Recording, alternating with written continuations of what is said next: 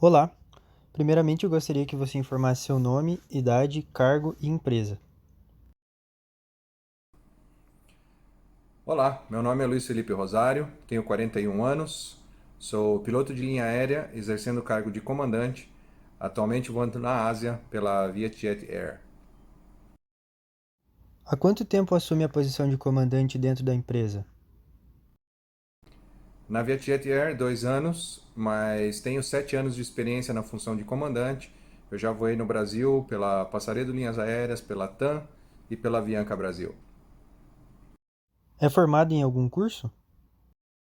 Sim, sou tecnólogo em ciências contábeis formado pela IMB Morumbi, São Paulo. Faria algo de diferente na sua formação acadêmica ou profissional? Na verdade, eu já fiz e ainda tenho vontade de fazer. A minha formação acadêmica ela é totalmente diferente da minha área de atuação. E o porquê disso? Para a obtenção da licença da habilitação de piloto de linha aérea, não é necessário curso superior, ele não é um pré-requisito. Porém, os pilotos que possuem uma formação, eles têm um diferencial, eles têm uma habilidade maior sobre a gestão de pessoas e sobre os processos administrativos, entre outras coisas que tornam esse profissional um gestor muito mais qualificado. E é por isso que as empresas aéreas dão preferência aos pilotos com graduação. Porém, essa graduação não necessita ser na área. Existe o curso superior de ciências aeronáuticas, o qual cheguei a cursar o primeiro ano pela Universidade Tuiuti do Paraná, mas eu desisti. Na época, o curso ainda era muito novo, isso foi em 2001, e ele não estava completamente desenvolvido. Hoje, ele já é um grande diferencial e eu tenho muita vontade de cursar. Ele proporciona uma grande extensão na minha profissão, como assumir cargos administrativos dentro de uma empresa aérea, cargos de gestão, como por exemplo a diretoria de operações. Mas você deve estar se perguntando ainda por que eu escolhi outra área na minha graduação. Bom, a aviação é minha paixão, é minha escolha número um. Eu não troco a aviação por nada. Mas eu tenho que ter uma segunda opção. Por exemplo, eu a cada 6 meses eu tenho que fazer um exame médico completo para comprovar que eu estou apto fisicamente a exercer a função. Se eu perder esse certificado de capacidade física por alguma doença, por exemplo, eu não posso mais exercer a função de piloto. É o fim da minha carreira. Quais foram os maiores desafios que já enfrentou enquanto líder de uma equipe ou tripulação? Na minha profissão, tudo é muito dinâmico. Apesar de termos uma rotina e procedimentos operacionais, existem outros fatores que fazem com que todo voo seja diferente um do outro. Como, por exemplo, a meteorologia. A meteorologia, ela muda todo dia, a toda hora, a todo minuto. Nós temos horários que não são fixos. Por exemplo, eu não tenho um horário fixo de trabalho. Eu não trabalho todos os dias das 8 às 18. Eu trabalho sobre o regime de escala de voo. Então eu posso ter voos durante o período da manhã, período da tarde, período da noite e até mesmo o período durante a madrugada. Nós temos diferentes destinos, a gente sempre vai para diferentes pistas, diferentes comprimentos de pista, diferentes condições de pista e diferentes procedimentos operacionais para cada aeroporto. Então, eu acredito que o maior desafio para um comandante é realmente estar apto a gerenciar todas essas variáveis que aparecem no dia a dia. Qual foi a figura que mais te inspirou a ser o líder que você é hoje? Acredito não ter uma só pessoa. Dentro da aviação foram várias pessoas, né? Eu fui agregando um pouco de cada uma delas. Agora, olhando para fora do mundo da aviação, eu tenho uma grande admiração pelo Silvio Santos. Para você, quais são as principais características que você acredita definirem um líder relacionado com a sua profissão? Bom, existem dois conceitos que definem muito bem o que eu acredito. Vamos lá. A liderança representa a arte em exercer influência, guiar e orientar. Assim, os gestores têm o conhecimento do que devem fazer, enquanto os líderes têm o entendimento e a habilidade do que é necessário fazer.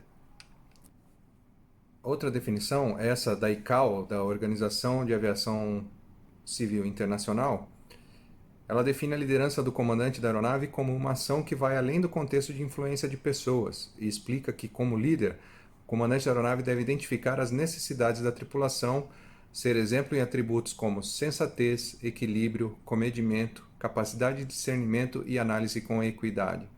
e deve usar uma combinação de autoridade, consciência de uma situação e habilidades sociais, como comunicação, por exemplo, a fim de orientar o comportamento de membros do grupo. Você acredita que liderança é uma habilidade inata? Ou acredita que são características adquiridas durante a formação acadêmica ou adquiridas ao longo dos anos de atuação profissional? Acredito que algumas pessoas possam ter naturalmente habilidade de liderança, mas mesmo essas pessoas eu acredito que se tornam melhores ao longo da carreira. Elas desenvolvem todas as habilidades e todas as características durante a carreira. Você acredita que houve alguma mudança ou posicionamento que você tenha feito ao longo da vida que direcionou você para se tornar um líder? Sim, acredito que todo o aprendizado que eu obtive antes de me tornar comandante mudou muito a maneira de como pensar e agir em certas situações. A própria graduação me trouxe mais conhecimento e direcionamento na gestão de pessoas. Quais as características que melhor definem você como um líder? Essas características foram determinadas pela cultura organizacional da empresa ou eram características que você já possuía? Características como assertividade, comunicação efetiva, respeito, carisma, confiança, motivação, atitude positiva. Acredito que algumas delas eu já possuía, mas mesmo assim eu tive que desenvolvê-las ao longo do tempo. E muitas outras foram se desenvolvendo pela própria cultura. Eu não diria pela cultura, somente pela cultura organizacional das empresas que eu voei, mas também pela cultura aeronáutica. Você acredita que todos os líderes devem ter o mesmo comportamento? Ou dependendo da equipe e cargo, o líder deve se posicionar de forma diferente? No caso da aviação, eu acredito que sim, todos devem ter o mesmo comportamento. Isso porque nós trabalhamos com pessoas diferentes em todos os voos. Nós trabalhamos em regime de escala. Então, os integrantes da tripulação dificilmente se repetem, porque a quantidade de tripulantes numa empresa aérea é muito grande. Existe um setor chamado escala de voos responsável pela escalação desses tripulantes para cada voo. E eles têm que seguir muitas regras. Essas regras, leis trabalhistas ou regras de descanso, tempo de jornada de trabalho, enfim, muitas regras. E geralmente a tripulação não vai se repetir. Então eu posso ficar com uma tripulação durante um dia, como eu posso ficar com a mesma tripulação durante uma semana, mas com certeza na escala que segue essa primeira programação que eu tive, a tripulação vai ser toda diferente. E o meu ponto é, o piloto é quem lidera essa tripulação. Então é essencial que os pilotos sejam exemplo de segurança e compromisso da tripulação.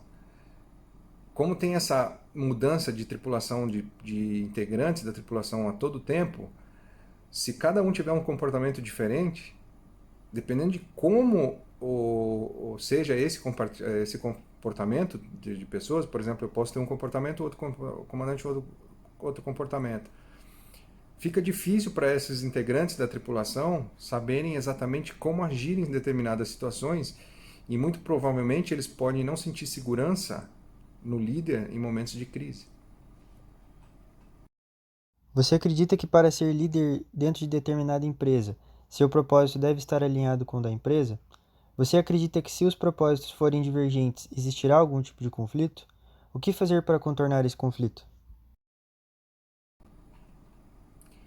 Sim, deve estar, né? O papel do líder é de extrema importância para a empresa.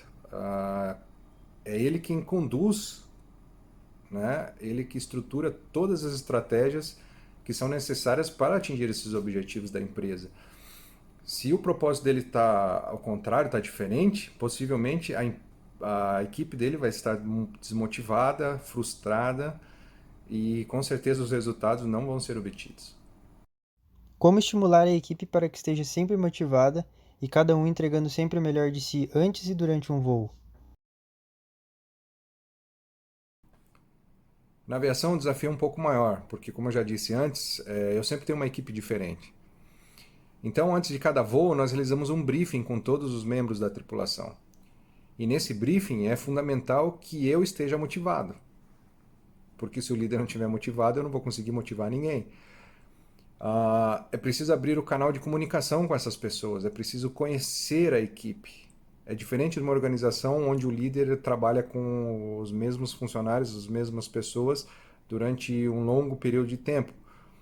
Na aviação, muitas vezes, esse período é extremamente curto.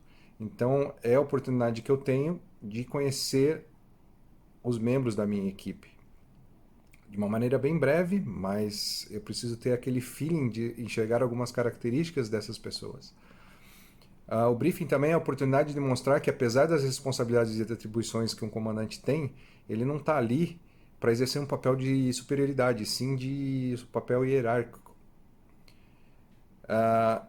É preciso demonstrar também que a segurança e o bem-estar dos tripulantes da equipe, no caso, é importante. E durante o briefing é o momento em que eu passo todas as informações necessárias para a realização de um bom trabalho durante a nossa jornada de trabalho. Então eu acredito que esses são os passos principais ou os passos iniciais dentro da minha área para estimular a equipe. E é claro que durante toda a jornada de trabalho o feedback é fundamental. Esse feedback ele tem que ser de ambos os lados, tanto o feedback que eu dou para a equipe e eu preciso do feedback da equipe também para continuar motivado e continuar motivando essa equipe. Houve alguma situação em que sua tripulação discordou do seu posicionamento? Se sim, o que foi feito para contornar a situação? Sim, a decisão final é do comandante, mas isso não quer dizer que a decisão deve partir somente dele. Todos os membros da tripulação podem discordar da decisão, trazer informações, ideias e argumentos, sejam esses argumentos técnicos ou não. Mas cabe ao líder, ao comandante, escutar essa tripulação. E para isso ele tem que estabelecer o canal de comunicação para evitar os conflitos. E isso é parte do processo de decisão do comandante. Você acredita que a formação acadêmica é suficiente para desempenhar as atribuições necessárias de um líder da sua área? Não, acredito que ao longo da carreira as pessoas desenvolvem suas habilidades com a experiência. Na aviação, por exemplo, a experiência de um piloto é medida em horas de voo. Durante todo o tempo que nós voamos na função de copiloto, por exemplo, nós vamos adquirindo experiência de voo e a experiência no processo de tomada de decisões nas mais diferentes situações que encontramos no dia a dia. Que dicas você daria para os estudantes que estão se formando, entrando no mercado de trabalho e querem se tornar líderes um dia? Existe uma frase que eu sempre usei para mim que é: um bom piloto está sempre aprendendo. Mas isso serve para todas as profissões. Um bom profissional está sempre aprendendo com seus erros e acertos e com os erros e acertos dos outros. Você nunca vai saber tudo. Se você quer ter sucesso na carreira, deve aprender como ser um bom líder e agir assim desde o seu primeiro emprego ou estágio.